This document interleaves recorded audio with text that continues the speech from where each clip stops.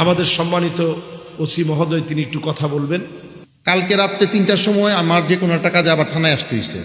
সই করে যখন কাগজপত্র বেরোইতেছি 3টার সময়, 3 ছেলে এখানের, আমি নাম বলবো না, সম্ভ্রান্ত ফ্যামিলির ছেলে, আপনারা এক নামে চিনবেন 3 জনকে। তারা মোটর সাইকেল নিয়ে গেঞ্জি পইরা, ইও নাই, ওই যে শীতের মধ্যে কি কোনা শীত, জ্যাকেটও নাই, 3 জন মোটর সাইকেল চালায় 3টার সময়। আটকাইলাম, তো তোমরা কারা, এমন গেঞ্জি পরতাম, ঠান্ডা লাগে না? কয় না, প্রেশার আছে। আচ্ছা প্রেশার আছে, কী কারণে প্রেশার আছে তো আমরা বুঝি, কী খাইলে পরে প্রেশারটা একটু ভালো থাকে, শীত লাগে না, এটা তো আমরা বুঝি। তো তোমরা এই 3টার সময় করতেছো, একটু বাতাস খাইতেছিলাম, শীতের মধ্যে 3টার সময় বাতাস খাইতেছে। আমার এই এলাকার অত্যন্ত সম্ভ্রান্ত, তার ইজ্জত মারতে চাই না আমি। তারা আমি ফোন দিলাম যে আপনার ছেলে কোথায়? ওই একটু নানির বাড়িতে গেছে না, কি করছে? আমি বললাম তাহলে এই যে এখন তো সে রাস্তায় ঘুরতেছে। স্যার নানির বাড়ি থাকার কথা, আচ্ছা দেখবো নাকি। মানে তারও কিন্তু গুরুত্ব নাই ছেলে কোথায়। বড় লোকের ছেলে, এলাকার সম্ভ্রান্ত ফ্যামিলির ছেলে, এই ছেলেটা তো একটু করবেই নাকি? হ্যাঁ, এই 3টার সময় যে ওই সাব ইন্সপেক্টর আমার পিছনে বসা, ওরে দিলাম যে তুই গাড়িটা মোটরসাইকেলটা নিয়ে ঢুকাও থানায়, পরে মোটরসাইকেল পরে যাবে। আমরা ওনার জন্য মন থেকে দোয়া করি, আল্লাহ রাব্বুল আলামিন এই থানাকে একটা আদর্শ মডেল থানা হিসেবে আল্লাহ যেন ওনার হাত ধরে এগিয়ে দেন, কবুল মঞ্জুর করেন, আমিন। জনাব তারিকুজ্জামান সাহেব, আমরা ওনার কাছ থেকে কথা শুনবো। সম্মানিত মুসল্লিয়ান, আসসালামু আলাইকুম ওয়া রাহমাতুল্লাহি ওয়া বারাকাতুহু। ইতিমধ্যে আমি আরও কয়েকটা মসজিদে, আপনাদের এলাকারই কয়েকটা বড় বড় মসজিদে গিয়েছি। এর মধ্যে মান্ডা একটা মসজিদ আছে, অনেক বড়, 5 তলা, অনেকজন এখানে নামাজ পড়েন। পরে আবার মানিকনগরেও একটা মসজিদে গিয়েছি, ওইখানেও প্রায় 3000 লোক নাকি একসাথে জামাত করেন, এটার পুকুর পার বলে। তো আজকে এটা আমার মনে হয় 3য় মসজিদ। তো আলহামদুলিল্লাহ, আমরা অনেক শুকরিয়া আদায় করি আল্লাহর কাছে যে আমরা সুস্থ সবাই, যে কারণে মসজিদে আসতে পারছি। এর মধ্যে আমি যেখানে, আমার থানা, এই থানার পাশেই একটা মসজিদ আছে, এই একটা বড় একটা হসপিটাল আছে, মুগদা হাসপাতাল। ওইখানে আপনার প্রায় 500 রুগীর মতো আছে। গিয়ে দেখলাম, আমি যাই মাঝে মাঝে হসপিটালে, দেখলাম যে অনেক রুগী কত কষ্টে আছে। সেই তুলনায় ওইখানে গেলে মনে হয় যে আমি যে সুস্থ আছি, এর চেয়ে বড় নিয়ামত মনে হয় আর কিছু নেই। তো এখন আপনাদের কাছে আসা, এই শুক্রবারের এই নামাজে, জুম্মার নামাজে আমাদের মুসল্লি বেশি হয় মসজিদে। এটা একটা ঈদের মতো আমাদের কাছে মনে হয়। সবাই একদম নামাজ পড়ে, ছেলে বুড়ো সবাই রেডি হয়ে আমরা জুম্মার নামাজ পড়ব। তো আসলে সবাই ভালোই লাগে। তো আমি প্রায় মসজিদেই যাই, মানে এখানে আমি আরও মসজিদে যাব, মানে প্রতি শুক্রবারে এক এক দিন এক এক মসজিদে যাব। আপনাদের সাথে একটা যোগাযোগ হইল এবং পরিচিতিটাও হইল, পাশাপাশি আমাদের সুখের জন্যে, সবার শান্তির জন্যে, ভালো থাকার জন্য কিছু কথাবার্তাও শেয়ার হইল। এটা পার্থিব সুখ বলা যাবে না, দুই জগতের সুখের জন্যেই। তো আমি যেহেতু আপনাদের খেজমতদার, আপনাদের খেজমতে আসি, আমি 2 মাস হয়েছে জয়েন করেছি এখানে, নভেম্বরের 15 তারিখ আমি যোগদান করেছি ওসি হিসাবে। তো আসার পরে এখানে যে প্রবলেমটা দেখলাম, আমাদের মুগদা এলাকায় মাদকের, মানে খুচরা মাদক ব্যবসায়ী সংখ্যা অনেক বেশি, এবং আপনাদের এলাকার প্রত্যেকটা গলিতে গলিতে আমার মনে হয় মাদক কেনা বেচা হয়। এটা কি আপনারা একমত আমার সাথে? দ্বিতীয়টা হলো, আমার যেটা মনে হইলো, আপনারা একমত নাও হইতে পারেন, দ্বিতীয়টা মনে হইলো আমার কাছে যে কিশোর গ্যাং, অর্থাৎ অল্প বয়সের ছেলে পেলে 14-13 থেকে নিয়ে 18-20 পর্যন্ত, ওরা কয়েকজনে মিলে একটা গ্যাং হয়, হইলে পরে এই গ্রুপের ছেলে ওই গ্রুপের সাথে মারামারি চিন্তা করে, আর পরে দোকানে পাড়া মহল্লার আড্ডা দেয়, সিগারেট খায় ওপেন, ছোট ছোট বাচ্চা, বয়সা নেই এখনো, এবং বেয়াদবি করে মুরব্বীদের সাথে। এটা কিশোর গ্যাং বলি আমরা। এইটার সংখ্যাটাও আমার কাছে মনে হইলো একটু বেশি এই এলাকায়। কিছু দরিদ্র লোকজনও এখানে ভাড়া থাকে, ছোট ছোট ঘর ভাড়া নিয়ে, ওই স্বামী স্ত্রী, আপনার পার্শ্ববর্তী লোকজনের সাথে ঝগড়া, মারামারি, কাটাকাটি, এইটার এত বড় ক্রাইম ধরা যাবে না। মূল সমস্যা কিন্তু আমি 2টা দেখছি, একটা মাদক আর একটা হইল কিশোর গ্যাং। আরেকটা ঘটনা, এটা হইল আমার দায়িত্ব, যেটা আমি আপনাদের সহযোগিতা চাই, সেটা হলো চুরির ঘটনা। সম্প্রতি শীতের মধ্যে চুরিটা একটু বাড়ে আমাদের দেশে।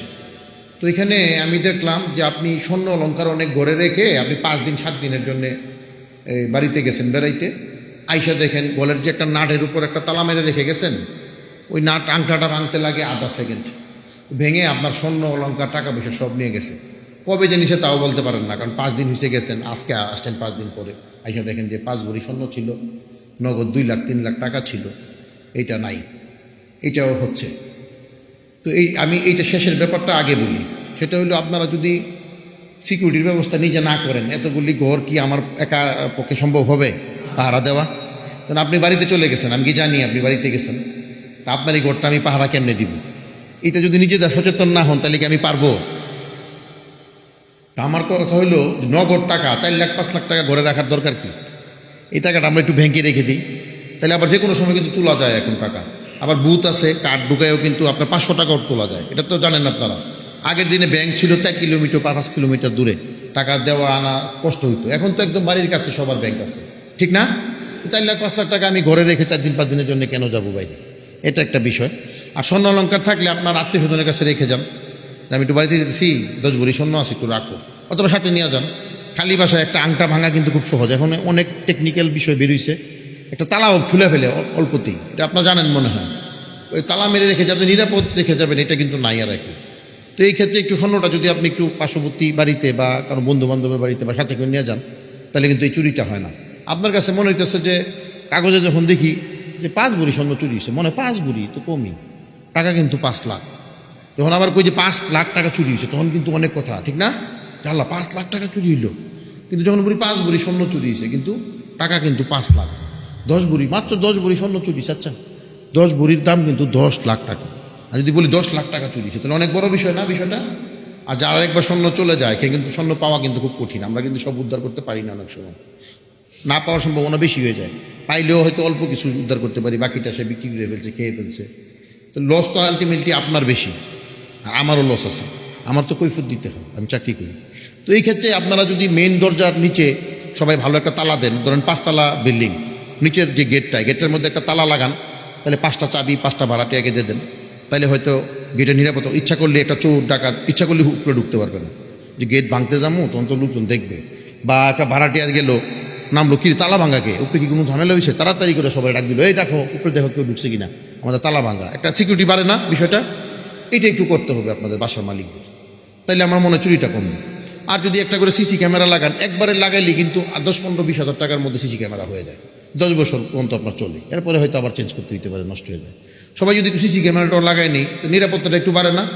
এটা আমরা করতে পারি কি না? এটা আমার মনে হয় একটু করা উচিত। হ্যাঁ, এটা সবাইকে, আপনারা যদি এটা একটু সচেতন হন, তাহলে চুরিটা আর হবে না আমার এলাকায়। এই চুরিটা বাড়ছে কিন্তু শীতের মধ্যে। বাড়িওয়ালারা, আপনারা কমিটি থাকেন বা আজকে যারা শুনে গেলেন, তারা নিজেরই যদি নিজের সিকিউরিটিটা একটু বাড়ান বিল্ডিংয়ের, তাহলে মনে হয় আমাদের নিরাপত্তাটাও বাড়ে, সবার চুরিটাও কমে, আমরা একটু ভালো থাকি ইনশাল্লাহ। আমরা কি এটা পারি করতে? আচ্ছা, আর মাদকের বিষয়ে বলবো, বাংলাদেশের কোনো থানা এ পর্যন্ত পত্রপত্রিকায় ঘোষণা পাইছেন যে মাদক মুক্ত, ওই থানায় কোনো মাদক নাই? পাইছেন একটা? আর তাহলে কি পুলিশ পারে না এমন কিছু? আপনারা তো পাবলিক অনেক সময় বলেন যে পুলিশ সব পারে, তাহলে কি আমরা ব্যর্থ? তাইলে পারতেছি না কেন কোনো থানা মাদক মুক্ত করতে? মাদক নিয়ন্ত্রণ করতে পারি, কিন্তু মুক্ত করতে পারতেছি না। মুক্ত বলতে মানে নাই, আমার এই থানায় কোনো মাদক নাই, খুঁজে পাইতেন না এমন কোনো থানা আছে? তাহলে এটা পারতেছি না, কারণ নিশ্চয়ই একটা আছে। আমার কাছে যেটা মনে হয় যে এটা পুলিশের একার পক্ষে মাদক নির্মূল করা মনে সম্ভব না। মাদকটা নিয়ন্ত্রণ করতে পারি আমরা, 10 জন বিক্রি করতেছে, 5 জনের 2টা চালান দিলাম, এটা পারি। কিন্তু ওই 5 জন বেরিয়ে তো আবার মাদক বিক্রি করতেছে, তাহলে নির্মূল হইতেছে কি? নির্মূলটা করতে হইলে মনে হয় আপনারা যারা আছেন তাদেরকে সহযোগিতা করা দরকার, তাইলে মনে হয় পারবো। তা আমরা একটা টার্গেট নেই, মুগদা থানাটার আমরা মাদক মুক্ত করতে চাই, মুক্ত, নিয়ন্ত্রণ না। তাহলে যদি সবাই যদি আমরা সাথে কাজ করি, আমার মনে হয় সম্ভব। অসম্ভব কোনো কিছুই না, কারণ 9 মাসে দেশ স্বাধীন হয় না এই বিশ্বের কোথাও, একমাত্র বাংলাদেশ স্বাধীন হয়েছে 9 মাসে। আপনার ভিয়েতনামে বাপ যুদ্ধে গেছে, বাপ যুদ্ধ থেকে বিয়ে করছে, বাচ্চা হয়েছে, ওই বাচ্চা বড় হয়েছে, সেও যুদ্ধে গেছে। আর আমরা 9 মাসে স্বাধীনতা পেয়েছি, তাহলে আমরা পারি বেশি, আমরা পারছি, বিশ্বকে দেখাইছি। তো একটা মাদক, এটা নির্মূল করা আমাদের জন্য খুব কঠিন কিছু হবে না ইনশাল্লাহ, আমরা পারবো। এই জন্যই দরকার হলো জনসম্পৃক্ত কাজ, সবাই মিলে। আমরা কি সবাই মিলে একসাথে কাজ করতে পারি মাদকের বিরুদ্ধে? এটা আমরা বলি কিন্তু করি না। এখন কেমনে করবেন? মাদক যেখানে সেখানেই প্রতিরোধ, মাদক যেখানে বিক্রি হবে সেখানেই দাঁড়ায় ফোন দেন আমাকে, এই পুলিশ পাঠান, মাদক বিক্রি হইতেছে। আপনারা 50 জন দাঁড়ায় যান যে এই মাদক বেচতেছো কেন? 50 জনকে মেরে ফেলতে পারবে একজনে? 50 জন দাঁড়ায় যান, এই মাদক বিক্রি করতেছো কেন? মাদক খাচ্ছে তারাও ধরেন, এই মাদক খাচ্ছ কেন? 50 জন একসাথে ধরেন। তাহলেই তো আমার মনে হয় যে এই এলাকায় একটা পুরা এলাকা, মুগ্ধ এলাকায় একটা ডাক হয়ে যায়, সর্বনাশ, এনে কিন্তু মাদক খাওয়ারও সুযোগ নাই, মাদক ব্যাগ সবাই পুলিশ কি দেবো, পাবলিকই দূর পুলিশের কাছে। এটা কি আমরা পারি কি না? করতে পারবো আমরা সবাই এটা? তাহলে আমার মনে হয় বন্ধ হয়ে যাবে ইনশাল্লাহ। সবাই যদি আটকায় 50 জন হয়ে দাঁড়াও, এর মধ্যে যদি আমাদের পুলিশ সদস্য জড়িত থাকে মাদকের সাথে, সেও তো ভয় পাবে। এসব পাবলিকই তো দূরে ফেলায়, এখন দূরে তো কই দিব আমার নাম, নাকি ভুল কইলাম? আমাদের মধ্যে যে সবাই ভালো এটা বলা যাবে না, নাহলে মাদক ব্যবসায়ীরা তো আশ করা পায় কেমনি, এটাও আমি একদম অস্বীকার করতে পারবো না। আবার মাদক ব্যবসা চালান দিই, 7 দিন পরে দিয়ে আবার বেচতেছে, কিরে ওরা চালান দিলাম, 7 দিন পরে জামিন হয়ে গেছে। এটা আমি কি করব? পুলিশ কি করবে? জামিন তো আমি দিই না, কিন্তু প্রতিহত করতে পারি আমরা সবাই মিলে যদি আমরা 50 জন মিলে তারা যায়, এনে দিব না, আমাদের দৌড় দেওয়াই একটা, জেনে দিব না, চল্লাচল্লি শুনে দৌড় দিল, খুব যে সর্বনাশ, এই এলাকায় তো মাদক ব্যবস্থা যাবে না, কারণ মুরব্বীরা তো সব এক হয়ে গেছে, জেনে দেয় এনে তো 20 জন 25 জন মুরব্বী দাঁড়ায় যায়। তাইলে এইটা করলে আমার মনে হয় আমাদের মুগ্ধ থানাটা ক্লিয়ার হয়ে যাবে। ওই দিন একটা মাদক ব্যবসায়ী আপনাদের এই রুটের সামনে একদম সোজা গেলে ওই দিকটা, এই রুটটা মদিনাবাগ বলে, এই রুটটার একটা কী নাম বলে, ওয়াসা রুট, ওয়াসা রুটের মাথায় একটা মাদক ব্যবসায়ী আছে, তার বউও বেছে, সেও বিক্রি করে, তার শালিও বিক্রি করে, এবং তাদের নামে 30টা 28টা 25টা মামলা আছে এক একজনের নামে। আবার বউয়ের নামেও মামলা আছে, শালির নামে মামলা আছে, ওপেন বিক্রি করে, রিক্সাওয়ালারা কিনে গাঁজা। তো আমি আসার পরে আমি তারা এনে কয়েকবার গেলাম পুলিশ টুলিশ নিয়ে, কিন্তু এইসবে তারা কর্ণপাত করতে রাজি না। পরে একদিন তালা তোলা, দরজার গেট টেট লাগিয়ে রাখে, নিচে দেয় বিক্রি করে, গেট টেট ভাঙিয়া পরে ঢুকছি, ঢুকে পরে ওরা মনে পালাইছে, পরে 1 কেজি গাঁজা পাইছি, আমরা মামলা দিছি, বলছি যে আবার প্রতিদিন ভাঙবো, গেট ভেঙে ঢুকবো, প্রতিদিন ভাঙবো গেট, যখনই বিক্রি হবে গেট ভেঙে ঢুকবো। কয়েকদিন ধরে বন্ধ, একটু সীমিত আছে। তো এটা যদি আমরা পাবলিকও করি, এক হুজুরের দিকে এলাম, যাই মাদ্রাসা আছে পিছনে ওই জায়গাটা, তা আপনারা প্রতিবাদ করেন না, হুজুর বলতেছে যে আমাদের নামে দর্শন মামলা করবে, আমাদের নামে মামলা, কত বড় সাহসের কথা, মাদক ব্যবসায়ী দর্শন মামলা করবে, আর আমরা এই দেশে বাইচে আছি কেন? আমাকে আপনারা প্রতিবাদ করেন, আমরা আছি আপনাদের সাথে। পরে হুজুরের সব এই যে মাদ্রাসা ছাত্ররা কাছে, স্যার আমরা আছি, সমস্যা নেই, এখন থেকে আর দিমু না করতে। তো আস্তে আস্তে একটা সময় যদি আমরা সবাই চুপ থাকি, তাহলে কিন্তু মাদক ব্যবসায়ীদের আমাদের সার ডাকতে হবে, মাদক ব্যবসায়ীদের আমাদের বস ডাকতে হবে, আর এদেরকে সালাম দিয়ে চলতে হবে। যদি আমরা চুপ থাকি, এর এক সময় এমন প্রতিষ্ঠিত হয়ে যাবে, এর এত শক্তিশালী হয়ে যাবে টাকা পয়সায়, ওদের সাথে আমরা আর পারবো না। কারণ এইটা কি করতে দেওয়া উচিত বাংলাদেশে? তাইলে আজকের থেকে প্রতিবাদ, কোনো সান নাই, আটকায় ফেলবেন আপনারা 20-10 জনে, আটকায় আমার ফোন দিবেন যে দর্শি বাঁধছি, আসেন নিয়ে যান, মাদক ব্যবসায়ী যে নেপাবেন এই নিয়ে আটকাবেন, আটকায় ধরবেন, আমরা দূরে নিয়ে চালান দিব। আমরা এইটার ব্যাপারে যুদ্ধের মতো, একদম যুদ্ধের মতো ঘোষণা। মুক্তা থানায়, আমি সারা সব থানা নিয়ে আমার দরকার নাই, মুক্তা থানায় আমার কোনো মাদক বিক্রি করতে আমরা দিব না, এটাকে আমরা একমত ইনশাল্লাহ, তাইলে আমরা পারবো।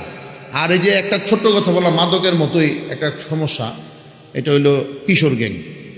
দেখি আবার ছুরি টুরি দেওয়া, একজন আরেকজনরে আঘাত করে, এই ধরনের ঘটনাও আছে, বয়স 14-13। তো যদি প্রশ্ন করি, ছেলেগুলি কি আমেরিকার থেকে আসছে? আপনার আমার ছেলেই তো। কালকে রাত্রে 3টার সময় আমার যে কোনো একটা কাজে আবার থানায় আসতে হয়েছে, সই করে যখন কাগজপত্র বেরোইতেছি 3টার সময়, 3 ছেলে এখানের, আমি নাম বলবো না, সম্ভ্রান্ত ফ্যামিলির ছেলে, আপনারা এক নামে চিনবেন 3 জনকে। তারা মোটর সাইকেল নিয়ে, গেঞ্জি পইরা, ইও নাই, ওই যে শীতের মধ্যে কি কোনা শীত, জ্যাকেটও নাই, 3 জন মোটর সাইকেল চালায় 3টার সময়। আটকাইলাম, তো তোমরা কারা, এমন গেঞ্জি পরতাম, ঠান্ডা লাগে না? কয় না, প্রেশার আছে। আচ্ছা প্রেশার আছে, কী কারণে প্রেশার আছে তো আমরা বুঝি, কী খাইলে পরে প্রেশারটা একটু ভালো থাকে, শীত লাগে না, এটা তো আমরা বুঝি। তো তোমরা এই 3টার সময় করতেছো, একটু বাতাস খাইতেছিলাম, শীতের মধ্যে 3টার সময় বাতাস খাইতেছে। আমার এই এলাকার অত্যন্ত সম্ভ্রান্ত, তার ইজ্জত মারতে চাই না আমি, তারা আমি ফোন দিলাম যে আপনার ছেলে কোথায়? ও একটু নানির বাড়িতে গেছে না, কি করছে? আমি বললাম তাহলে এই যে এখন তো সে রাস্তায় ঘুরতেছে, স্যার নানির বাড়ি থাকার কথা, আচ্ছা দেখবো নাকি সে, মানে তারও কিন্তু গুরুত্ব নাই ছেলে কোথায়, বড় লোকের ছেলে, এলাকার সম্ভ্রান্ত ফ্যামিলির ছেলে, এই ছেলেটা তো একটু করবেই নাকি? হ্যাঁ, এই 3টার সময় যে ওই সাব ইন্সপেক্টর আমার পিছনে বসা, ওরে দিলাম যে তুই গাড়িটা মোটরসাইকেলটা নিয়ে ঢুকাও থানায়, পরে মোটরসাইকেল পরে যাবে। তো এইটা আপনার ছেলে যদি আপনি খেয়াল না রাখেন, আপনার ছেলের খেয়াল কে রাখবে? আমরা রাখবো? আপনার ছেলের খেয়াল তো আপনি রাখেন না। 12টার পরে, সন্ধ্যার পরে, মাগরিবের নামাজের পরে 10 মিনিট দেরি হয়েছিল, আমার মা আমার এমন পিটানি দিছিল, আমি তো মানে 8-এ পড়ি, একদম ছোট না, এমন মায়ের মারছিল আমারে, আমি এখন পর্যন্ত, এই আমার বয়স 43-44, এখন পর্যন্ত মাগরিবের নামাজের বাড়িতে গেলে, কিন্তু মাগরিবের নামাজের আগে আমার মনে হয়ে যায় সমস্যা, জায়গা আম্মা চিল্লাইব, এখন পর্যন্ত আমি মাগরিবের আগে বাড়িতে চলে যাই, বাড়িতে গেলে সমস্যা, আম্মা এখনও চিল্লায়। এই শাসনটা তো করেনি না, 12টার পরে কই আছে ছেলে 3টার সময়, এটাও আপনি জানেন। খালি দোষ দিবেন পুলিশকে, পুলিশ কিছু করে না, আমরা কী করব? আমার দোষ দিয়ে লাভ কী? আপনার সন্তানরা একটু খেয়াল রাখেন। এই টিজিং হয়, এই কিশোর গ্যাং হয়, এটা একটু আপনাদের সন্তান, সবার সন্তান দরকার নেই, আপনি আপনার নিজের সন্তানটার একটু খেয়াল রাখেন যে 12টার পরে কই আছে। 12টার পরে বাড়িতে দিয়েন না, সন্ধ্যার পরে বাড়িতে দিয়েন না, যে তোমরা লেখাপড়া করো, ঘরে থাকো। আর 12টার পরে যদি এই ছেলে থাকে বাইরে, সে কী করে, গরম লাগে, গেঞ্জি পইরা ঘুরতেছে, জ্যাকেট নাই, তো বুঝে নিত্য কী করতেছে। তো এগুলি একটু খেয়াল রাখবেন। সর্বশেষ আমি যে কই দিন আসি, আমাদের তো বদলির চাকরি, এক জায়গায় কিছুদিন থাকি, আবার আর এক জায়গায় চলে যাই, মানে নতুন নতুন জায়গায় যায় সংসার পাততে হয়। তো যেখানেই যাই চেষ্টা করি মন থেকে যে আপনাদের একটু সেবা করার, কারণ এটার জন্য তো আমি একটা বক্তব্য দিছিলাম মুন্সিগঞ্জ সদর থানায়। এটা বক্তব্যটা আবার কে জানি ভিডিও কইরা দিছিল কইরা ফেসবুকে, পরে এটা এমন ভাইরাল হয়েছে 3.5 মিলিয়ন শুধু আমার আইডির থেকে, মানে আমাদের থানার আইডি থেকে হয়েছে, এক আইডি থেকে। ওই যে বলছিলাম হযরত ওমর রাদিয়াল্লাহু আনহুর কথা, যে ওনার শাসন আমলে উনি একটা রাতও ঘুমাইতে পারেন নাই, খালি কান্নাকাটি করতেন আল্লাহর দরবারে। আর মানুষের ঘরে ঘরে ঘরে ঘরে দুয়ারে দুয়ারে দাঁড়ায় থাকতেন, যে কী বলে, খাইছে কিনা, ঘুমাইছে কিনা, আর কান্নাকাটি করতেন। আল্লাহ, এই দায়িত্বটা যে দিলা, আমার আমলে যদি কেউ না খায়া থাকে, তুমি কাল কিয়ামতের মধ্যে আমি কী জবাব দেব? আমি ওমর। অথচ ওমর হইল সবচেয়ে শক্তিশালী শাসক, এবং এত শক্তিশালী ব্যক্তি, ইসলামের কতল করা ব্যক্তি যাকে বলে ওমর। সেই ওমর যদি দায়িত্ব পায় এত কান্নাকাটি করতে পারে, আর আমরা যে ছোটোখাটো দায়িত্ব পাইছি, একটা নখের যোগ্য হতো না ওমরের, তাহলে আমাদের অবস্থা ভবিষ্যতে কী হবে? কাল কিয়ামতের মধ্যে না আমাদের বিচারটা কত কঠিন হবে? আমরা তো এই চিন্তা করলে তো আর ঘুমিয়ে আসে না। তো যাই হোক, আপনারা যে কোনো প্রয়োজনে থানার যে হেল্প আপনারা পাবেন ইনশাল্লাহ। মুন্সিগঞ্জ থেকে আমি এখানে আসছি 2 মাস হয়েছে। আপনাদের মুগদা থানায় যে কোনো একটা বিষয় আপনাদের ক্লিয়ার করে দিই। মসজিদের মধ্যে অনেক জায়গায় সরকারি ফিস লাগে, যেমন জমি রেজিস্ট্রি করতে, খারিজ করতে কিছু টাকা লাগে, কিন্তু থানার কোনো মামলা জিডি করতে কিন্তু কোনো পয়সা লাগে না, কোনো টাকা পয়সা লাগে না। এটা আপনারা অনেকেই জানেন না। ফোন দেন যে একটা জিডি করতে আসবো, কয় টাকা লাগবে, কিন্তু এটা তো টাকা লাগে না, যেটা দেন এটা হলো ঘুষ। তা আমাদের মুগদা থানায় কোনো ঘুষ টুস দিবেন না, আল্লাহর রাস্তায় আপনাদের কাছে অনুরোধ। আমরা ফ্রি সেবা দিই, ফ্রি একদম, কোনো টাকা পয়সা ছাড়া। আমাদের কাছে কোনো টাকা পয়সা লাগে না, লাগবে না। আমরা যেটা নেই এটা হলো ঘুষ। ঘুষ দিবেন না আল্লাহর রাস্তায়, আমরা ঘুষ খাবো না। আমরা ঘুষমুক্ত একটা থানা এবং মাদকমুক্ত একটা থানা ঘোষণা করতে চাই, যে এখানে কোনো দুর্নীতি করতে হয় না, এখানে কোনো মাদক নাই। এটা আপনাদের নিয়ে করতে চাই, ইনশাল্লাহ পারবো না। আপনাদের সকলের দোয়া চাই এবং সহযোগিতা চাই, যাতে আমরা মুক্ত থানাটাকে ভালো রাখতে পারি। এই প্রিজন মুক্ত, এই কিশোর গ্যাং মুক্ত আমরা একটা থানা প্রতিষ্ঠা করতে চাই। আমরা মাদক মুক্ত একটা থানা ঘোষণা করতে চাই। জি জি জি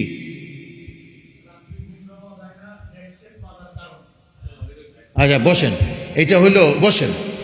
আচ্ছা, এই ডেক্সেটটা বাজায় কি বাইরের লোকজন আইসা? আমাদের লোকজনই তো বাজায়। তো বাজাইলে আপনারা একটু বলেন না কেন, যেটা কি শুরু করলাম? হ্যাঁ না, আমরা ইদানিং আমরা দেখলাম যে 12টার পরে অনেকে এটা বাজায়। এমনি আনন্দ ফুর্তির দরকার আছে, মানুষ সবাই তো আর একরকম না, সবাই তো নামাজ পড়ে আনন্দ করে না, অনেকে গান বাজানোর দরকার আছে। তো এই ক্ষেত্রে 12টার পরে তো বাজানোর কথা না, আর বাজানোটা এমনভাবে বাজানো উচিত যেটা সাউন্ডটা আমার ভিতরে থাকবে, বাইরের কোনো মানুষ। কারণ আমার আনন্দ লাগতেছে, সাথের বাড়িতে যে একটা রোগী আছে, সে যে এইটার বুকে ধপধপ করতেছে, মারা যাওয়ার অবস্থা, এইটার চিন্তা তো করতে হবে। তো এই ক্ষেত্রে আমরা যে সাউন্ডের দোকানদার আছে, দোকানদারকে ডাকবো কালকে পরশু, আমরা ডেকে দোকানদারদের বলবো 12টার পরে যদি তোমাদের এই বাদ্যযন্ত্র ভাড়া থাকে তাহলে আমরা ডিসিজ করবো, এটা আমরা সরকারি খাতাতে দিব। কারণ হলো এটা আমরা আর তোমাদের ব্যবসা করতে দিব না 12টার পরে। তো আমরা ডাকি, ডেকে একবার বলি, দেখি কি হয়। আর আপনারা করবেন কি, থানার নাম্বার একটু ফোন দিবেন 12টার পরে, যে এনে বাঁচতেছে, হইলে আমাদের পুলিশ আইসা এগুলি মালামাল সহ ধরে নিয়ে থানায় ঢুকাইব না। 2-1টা এমন করলে আমার মনে হয় এটা কমে যাবে। এটা একদম বড় কোনো ঘটনা না, কি বলেন? এটা পারা যাবে। আপনারা একটু ফোন দিয়েন, দিলে পরে থানার নাম্বারে ওই টেক্সের ধরে নিয়ে একবারে থানায় আটকা রাখবেন। জেলখানা তো মানুষ ভরার লাগে, সাথে আর একটা জেলখানা আছে খালি, উড়ের মেয়ে তালা মারবো নিয়ে আসো, তাইলে দেখবেন সব ঠিক হয়ে গেছে নাকি। আর কোনো সমস্যা থাকলে আপনারা আমার সাথে ব্যক্তিগতভাবে যোগাযোগ করতে পারেন, সমাজের বিশৃঙ্খলা নিয়ে, ঝামেলা নিয়ে, যে এটা করলে ভালো হয়। মুরব্বীরা যারা আছেন বিশেষ করে একটু থানায় গিয়ে একটু চা খাইলে আমার সাথে, আর একটু উপদেশ দিলে, যে যারা সামনের সারিতে মুরব্বীরা আছেন, যে এইভাবে একটু চালান বা এইভাবে একটু দেখেন, তাহলে আরও ভালো হবে। তা আপনারা যদি একটু বুদ্ধি দেন, সৎ পরামর্শ দেন, আমার মনে হয় আমরা আরও ভালো করবো ইনশাল্লাহ। তো আপনারা একটু মাঝে মাঝে যাবেন। আমরা অনেকে মনে করে যে থানায় যাবো, সুদ টাকা আমরা কেন? আপনারা ভালো রূপে না গেলে তো থানার পরিবেশেই খারাপই থাকবে। ভালো পরিবেশ করতে হইলে ভালো মানুষজন যাইতে হবে, আমাদেরকে সৎ পরামর্শ দিবেন, আমাদেরকে দিক নির্দেশনা দিবেন ইনশাল্লাহ, তাহলে আমরা আরও ভালো করব। তো সকলকে আর হুজুরকে ধন্যবাদ, আমাকে একটা সুযোগ দিছেন। এরপর কমিটি সবাইকে একটু ধন্যবাদ, আপনাদেরকেও ধন্যবাদ যে কষ্ট করে এই নামাজের সময় আমার অনেকটা সময় নষ্ট করলাম, শুনছেন, এজন্য আমি ক্ষমা চাই যারা যে কষ্ট পেয়েছেন, আর সকলের জন্য দোয়া চাই। আর সবার কিন্তু আমাদের থানার সাথে একটা যোগাযোগ রাখবেন, তাইলে ইনশাল্লাহ আমরা কিন্তু ভালো করব। তো সকলে ভালো থাকেন। আসসালামু আলাইকুম রহমতুল্লাহি ওয়া বারাকাতুহু।